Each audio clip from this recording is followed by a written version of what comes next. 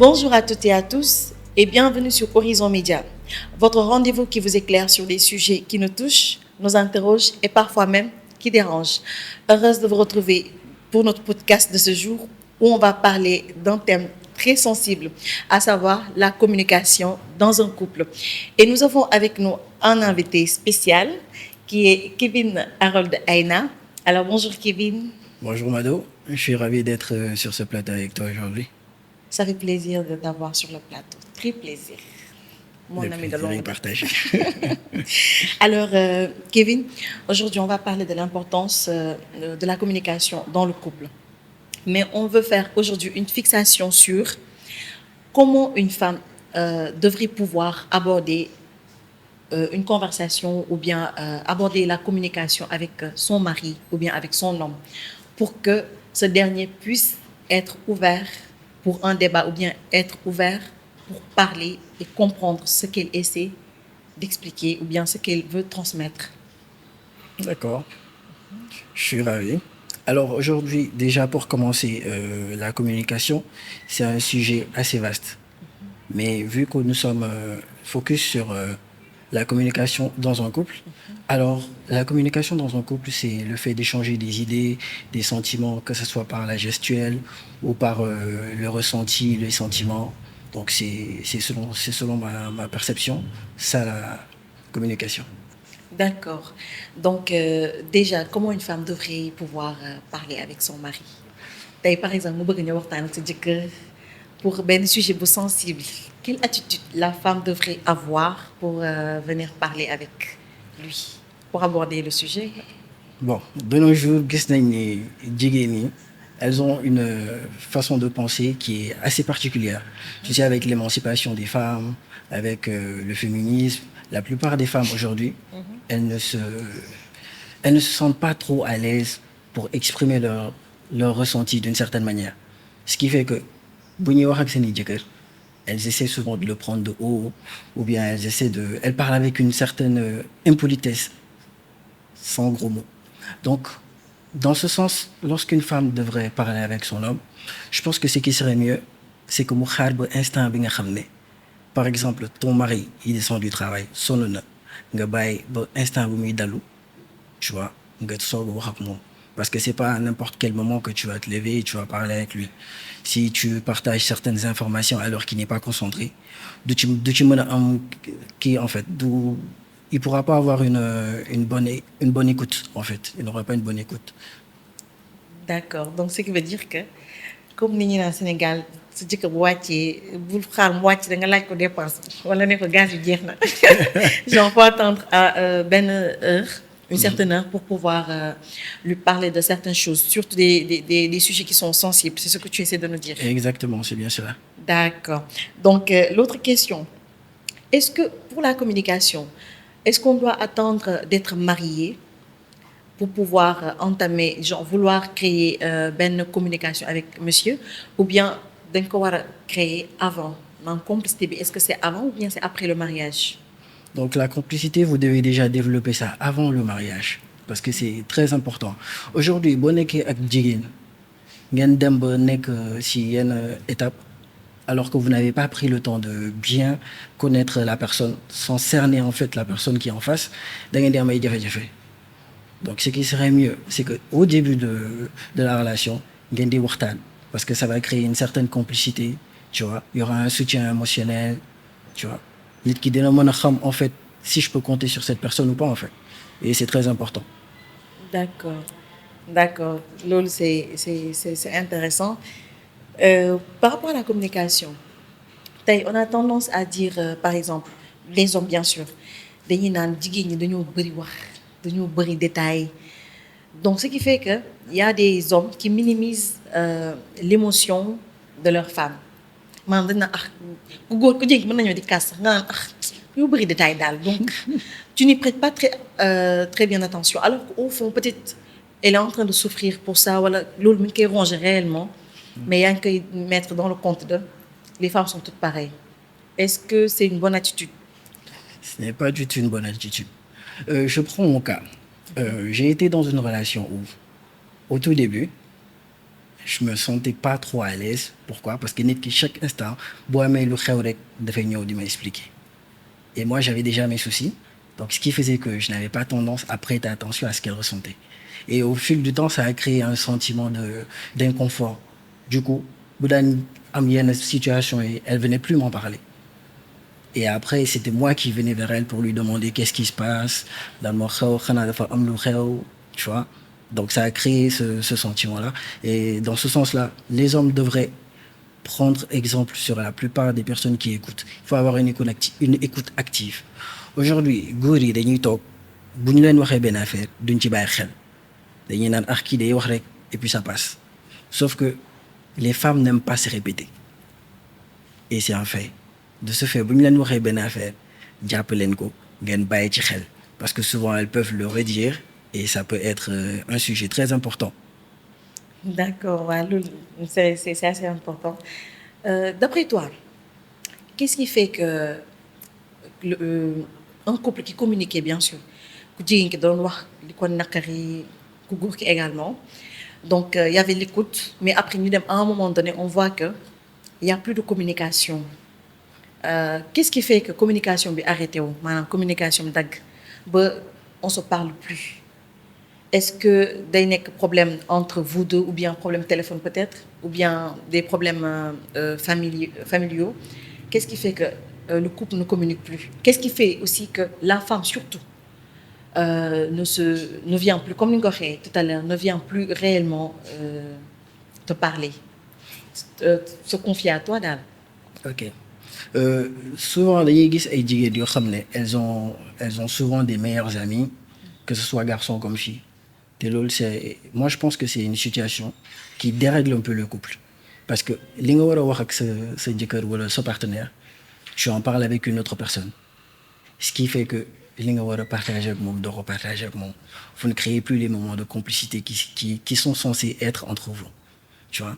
Donc man gëm naa ni bu ñu demee ba ci biir il y a un autre souci qui est très très très important aussi les téléphones portables suñu waxante dëgg rek suñu waxante dëgg rek vous les femmes vous êtes accro à votre téléphone portable. Les femmes comment? Mais les femmes aussi se plaignent que yéen vous utilisez des téléphones constamment ba finalement talatoo leen. Faut savoir aussi utilisation yi c'est différent xam nga ñun dañuy utiliser pour topp kaa. Mais yéen c'est pour autre chose de mater les femmes doxaan par de gauche à droite topp ci réseau yi naan xale bi daa mool ak. Oui, ça c'est vrai d'un côté. Mais dans la plupart des cas, c'est beaucoup plus les femmes qui sont accros au téléphone. Parce que li ngeen di topp ci cas moo bëri. da ngeen war a préparer seen sëy wala préparer votre avenir. Mais vous perdez beaucoup de temps sur TikTok ou sur d'autres applications. Ça, c'est vrai. Après, ça se ressent dans le couple en fait. On reconnaît. Oui, non. D'accord. Ça c'est vrai. C'est vrai qu'il y a beaucoup de femmes qui ont topp kaa yi mooy solo nañ bàyyi topp kaa yi ngir yàlla topp suñu jëkkër yi mais l'autre chose aussi balaa ngaa topp nit ki day fekk kooku aussi am si jot. bu fekkee ne yow tu prends tout nga ñëw jël lépp ku ji genre tu prends ce centre d'intérêt c'est l'homme mais nga dem ba gis ni moom il s'intéresse pas trop à ce que tu fais et tout maanaam attention bi ngay soxla sax dootu la ko jox tu te dis que finalement est-ce que ça vaut la peine que may nekk di continuer à me sacrifier wala di nekk di ko bàyyi le temps alors que lui il ne voit pas ça. Est-ce que loolu tamit du loolu mooy tax ku jigéen ki aussi dem concentrer ci téléphone am au point qu'il y a plus de communication? Oui, c'est bien possible. Mais il y a une situation boo xam ne dafay am de nos jours et c'est quelque chose de très marquant. Jigéen ñi en fait vous avez une tendance à vouloir que l'homme devine ce que vous voulez au lieu de l'exprimer clairement. Gis nga boo amee loo soxla da nga koy wax nit ki. C'est ce qui crée des insécurités ou bien qui crée des situations où tu n'es pas à l'aise. Parce que tu t'attends à ce qu'il réagisse d'une certaine manière te waxoo ko te boo ko waxalee du ko xam. Effectivement man y a quelqu'un je vais pas citer son nom qui me dit que je suis pas devin. Je peux pas toujours deviner ce que tu veux. Donc quand tu veux t'exprimer tu parles. Exactement. D'accord. Mais c'est vrai. Donc mais on constate aussi que ku jigéen ki day wax a wax bañ na la tu es trop bavarde. Et puis l'autre chose aussi j'ai remarqué que vous êtes trop fermés vous les hommes au fait que par exemple quand la femme vient se plaindre beaucoup au niveau de la famille da ngeen naan non elle n'essaie pas de s'adapter à sa famille et tout. Genre, pourquoi vous avez tendance parfois à avoir ce genre de réaction, à penser que jigéen bu ñëwee rek c'est forcément pour te séparer de ta famille? Bon, dans ce sens, man, am naa benn conseil bi may jox jigéen ñi. Aujourd'hui, lorsque vous vous mettez en couple ou bien vous êtes marié, sachez que c'est vous et votre mari contre tout le monde. Da ngeen war a topp seen jëkkër ci lu mu bëgg. Moom tamit mu topp ci li leen neex. Donc c'est un échange que vous devez avoir. Surtout. Maintenant, concernant la famille, il y a certaines femmes qui ont vraiment tendance à le faire. Séparer de la famille. Pourquoi? Parce que, par exemple, ku góor ki bu amee alal, elles font tout pour s'accaparer de la situation financière de monsieur, ce qui fait que après il y a des divergences, souvent day am ay xuloo ci biir famille, et dans la plupart des cas tàggali ko defee am. Ouais, c'est vrai. Mais genre, venir s'accaparer, mais est-ce que la femme n'essaie pas de sécuriser mon boppam ak aussi ses enfants à la place de s'accaparer? S'accaparer moom moo bi xaw na kii de diis na de. Dans la société sénégalaise, on a remarqué en fait que c'est cette situation qui se produit. C'est pas un cas général, mais je dirais beaucoup plus de cas reflètent cette situation en fait. Parce que jigéen ñi dans la plupart des cas noonu la ñuy doxalee dañuy jàpp ni seen alalu jëkkër seen alal la. Mais c'est la vérité. On est bien d'accord sur ce point. Sauf que il y a une limite. Il ne faut pas oublier que monsieur, il a également une famille. Il a également des charges s'il doit aider sa famille. Donc loolu dañ ci war a bàyyi xel. Tout ne tourne pas autour d'elle. Donc il faudrait bien situer les charges en fait. D'accord. Donc loolu li nga wax noonu c'est vrai moom boobu dañuy jëlaat beneen débat pour approfondir parce que je suis pas d'accord. Mais déjà par rapport à la communication, est-ce que une femme tey si elle ne trouve pas une oreille attentive chez son mari, est-ce que c'est une raison pour qu'elle aille voir quelqu'un d'autre pour confier que tout, même quand je dis tout mooy même jusqu'à son intimité avec son mari, est-ce que c'est une raison pour mu dem di ko waxtaanee ak keneen wala di waxtaan ak par exemple beneen góor, est-ce que c'est une raison? Pas du tout. Ça, je suis parfaitement d'accord avec toi. Ce n'est pas normal du tout. Parce que boo toogee ba nga am problème ak sa jëkkër ngeen dem ba tu parles avec lui bëgg la dégg, tu peux trouver des intermédiaires. Par exemple benn bàjjenam wala yaayam sax si tu es proche d'elle wala yow sa yaay s'il est proche d'elle. Donc da ngeen di toog waxtaan lépp loo leen gis waxtaan la et il faut prendre le temps de vraiment expliquer les choses. Nous on n'est que des humains. Expliquer les choses maanaam. Maanaam il faut rentrer dans les détails. En fait souvent dañuy naan jigéen ñi dañoo bëri détails mais les détails sont très importants parce que c'est ce qui qualifie la situation. Surtout très important. Très important. Donc pour ajouter en fait gis nañ ni en fait góor yi ils ont beaucoup plus tendance à minimiser ce que les femmes ressentent et dans ce sens moi j'ai un conseil à donner aux hommes. Gis ngeen góor ci biir sëy même en couple góor moo war a muñ. Insistez foofu s'il te plaît. C'est très important. Pourquoi? Parce que dañuy naan jigéen matul. Pourquoi? Parce que la femme est beaucoup dans les émotions. Donc dans ce sens il faut vraiment que góor yi bàyyi xel ci loolu jàpp ni jigéen matul ñu koy jàppale. On est là pour se compléter. Donc il faudrait faire la part des choses. Non wax boobu moom la ma koy bañ ci plateau bi jigéen matul moom vraiment c'est quelque chose bi nga xam ne je ne supporte pas sincèrement maanaam je veux pas comprendre que tu me dises que jigéen matul alors que si tu dis que tu confies l'éducation d'un enfant à une femme ku xelam matul nan la yaree sa doom. Sur ce point je suis un peu d'accord avec toi. Pas tout à fait, mais un peu d'accord avec toi. Pourquoi? Parce que vous êtes faite à partir de notre côte. Donc ce qui fait que yéen vous nous complétez. Donc ñun li ñu amul loolu ngeen am. Et on se rend compte que nous on a beaucoup de lacunes parce que nous on se retrouve dans des situations où on a beaucoup de responsabilités. Donc tout ce qui est abstrait vous vous en occupez, vous êtes beaucoup dans les détails. Ce qui fait que yéen xel bi ngeen di am pour am yenn solutions yi on les a pas forcément. Donc on se complète en fait. Nous sommes 60%, vous êtes 40%. Ah non. Ah yow kii bi mi ñuy fréquenter. C'est comme ça. Ah mais bon par rapport à la communication j'ai remarqué une chose. Les hommes n'aiment pas communiquer sur l'argent. Point sensible des hommes sénégalais. Affaire de xaalis moom yi lañ lay may. C'est quoi le souci en fait? Pourquoi Bon. vous ne communiquez pas côté argent, genre de manière sincère bien sûr, de dévoiler nga nekk nga xamal ku jigéen que ne lii moo fi nekk réellement bien sûr, pour que mu xam aussi comment pouvoir t'aider ak aussi bañ laaj tamit loo xam ne c'est au-dessus de tes moyens. Donc ça en fait c'est du cas par cas parce que am na yenn jigéen yoo xam ne meluñu noonu mais aujourd'hui un homme pourquoi il ne donne pas forcément toutes les informations concernant l'aspect pécunier c'est parce que dafay denc tu vois en cas d'imprévu en cas de besoin mu mën a génne parce que il y a des choses que nous on vous dit pas parce que xaalis c'est pas seulement le travail qui nous donne de l'argent xaalis dañ koy lijjanti tu vois un peu.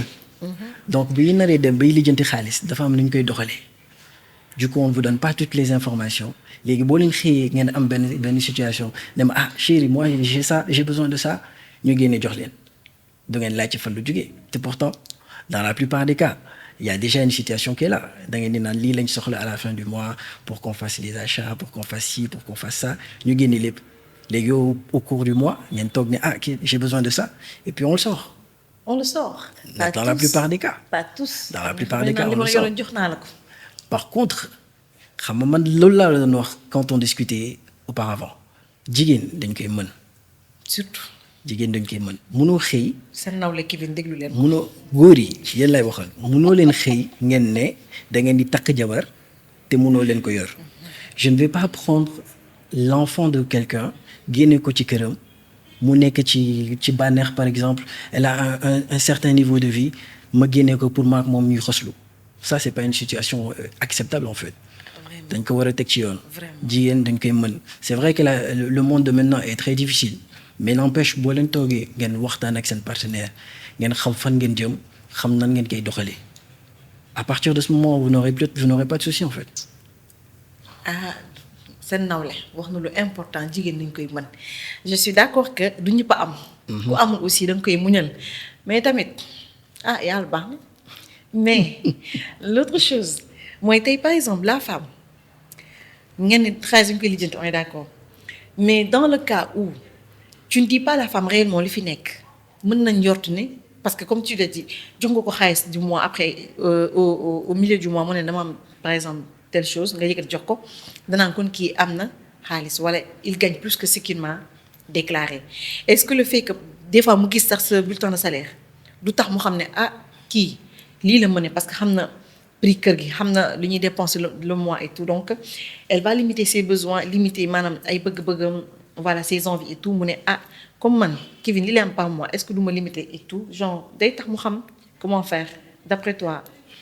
Oui, ça en fait c'est encore du cas par cas parce que góor yi dans la plupart des cas comme je te l'ai dit tout à l'heure dafa am lu ñuy denc dans le salaire il y a des choses yoo xam ne dañ koy denc de la même manière on a également des projets de la même manière il y a aussi la famille des fois même nga am sa benn xarit boo xam ne dafay nekk ci situation bu compliquée mënoo génnee sa xaalis yëpp nga jox ko madame donc faaw nga am loo denc maintenant moom moo war a am xelu sama jëkkër ji bu demee ba denc am na lu muy def maintenant ngeen toog waxtaan pose-lui les questions ngeen waxtaan à un moment donné vous avez une certaine complicité boo xam ne moom bu amee dara luy dugg sax dala koy informer.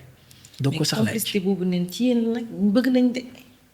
ça dépend am na ay góor yoo xam ne ils sont égoïstes ñoom seen bopp rek la ñuy xalaat seen poche rek la ñuy xalaat mais dans la plupart des cas c'est les femmes qui pensent comme ça.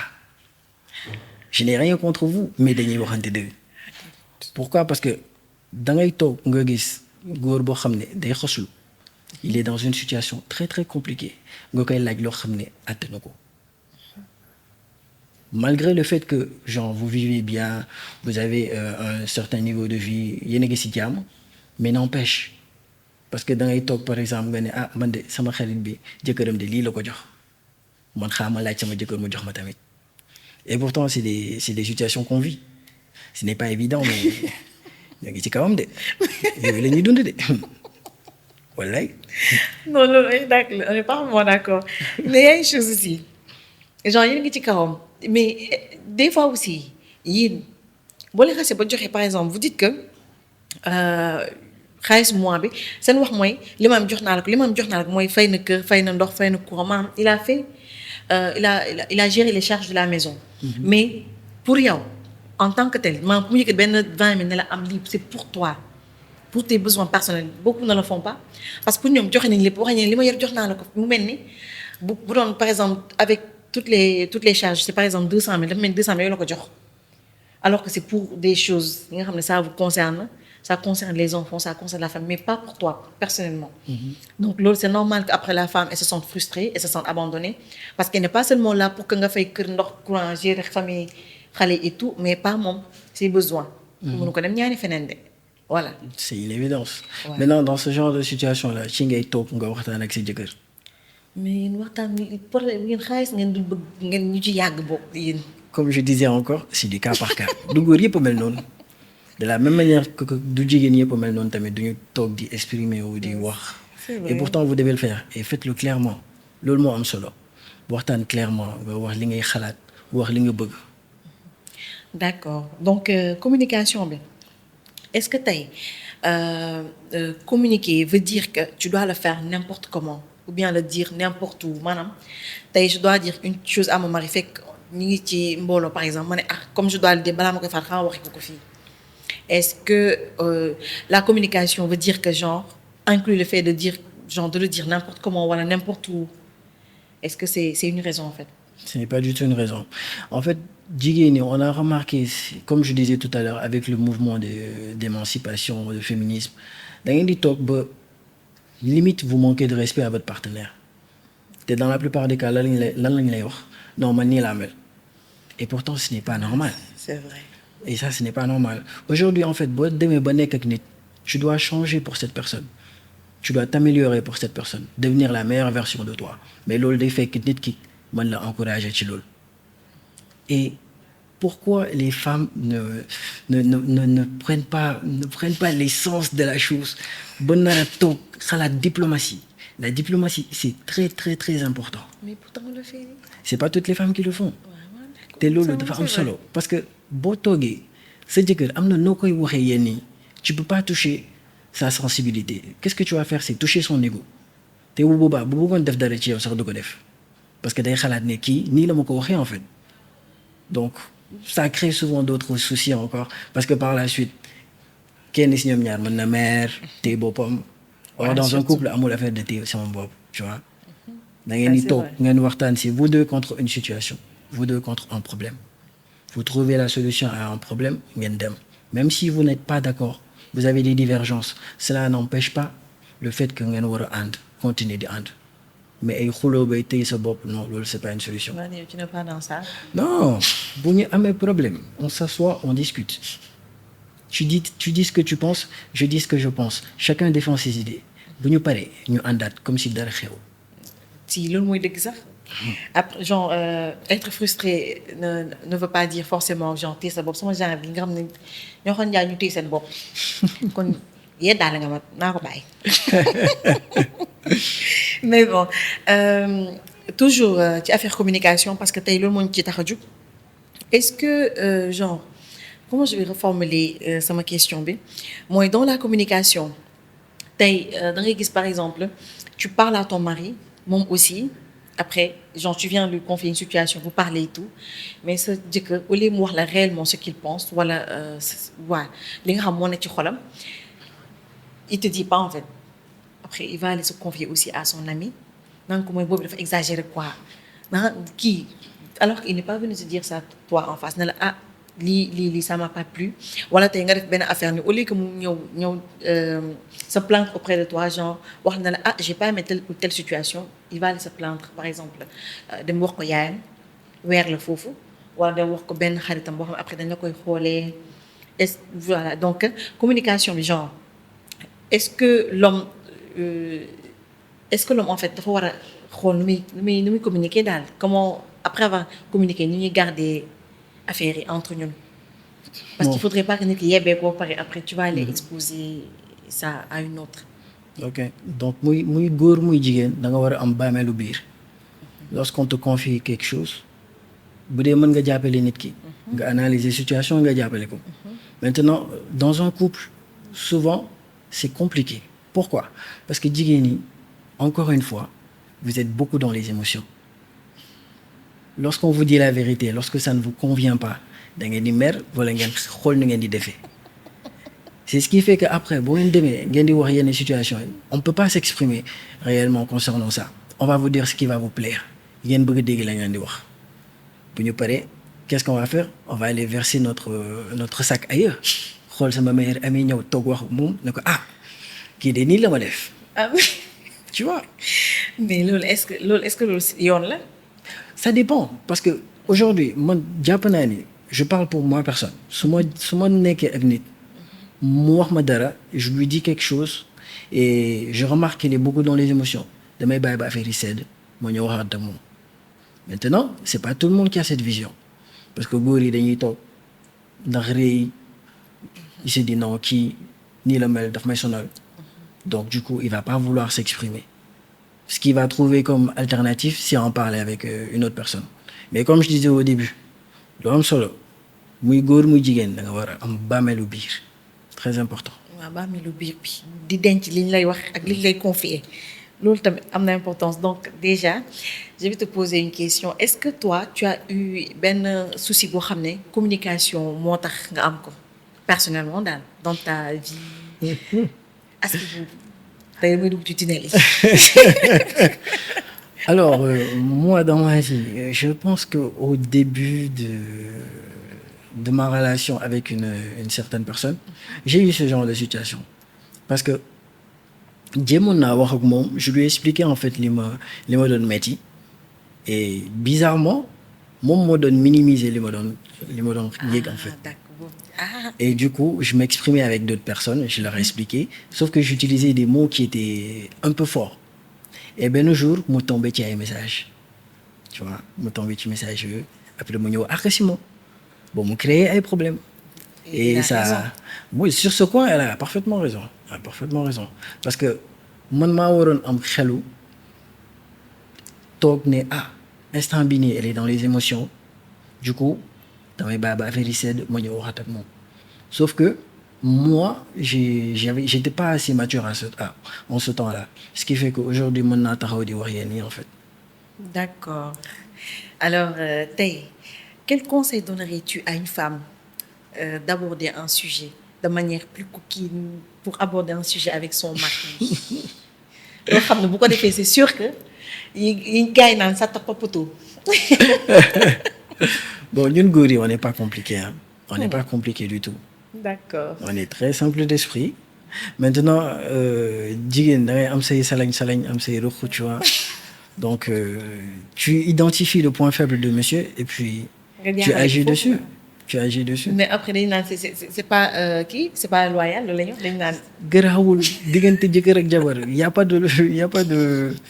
pas ce genre de situation en fait. diggante jëkkër ak jabar tout est possible. ah waaw tout est possible moom ça moom c'est vrai. De toute façon amul da ngeen di rusante ndax dem nga ba takk xale bi donc vous partagez tout en fait.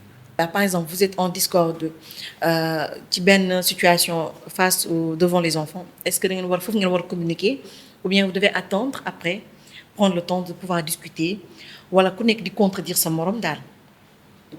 Bon ñun góor yi dans la plupart des cas lorsqu'on est on est dans une situation où on est avec les enfants dañuy toog ba affaire yi sedd ñu toog waxtaan.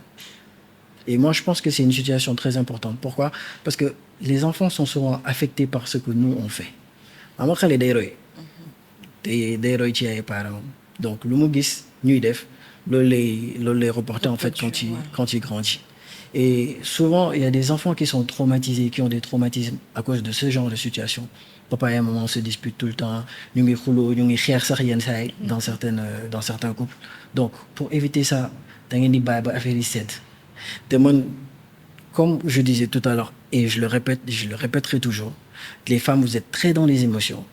Du coup góor moo war a am grandeur sa jabar a ngi yuuxu wala sa jabar mer na tu veux pas dire quelque chose qui va choquer ou bien qui va ramener d'autres situations nga génn nga bàyyi ba affaire yi sedd après vous réglez la situation comme de grandes personnes.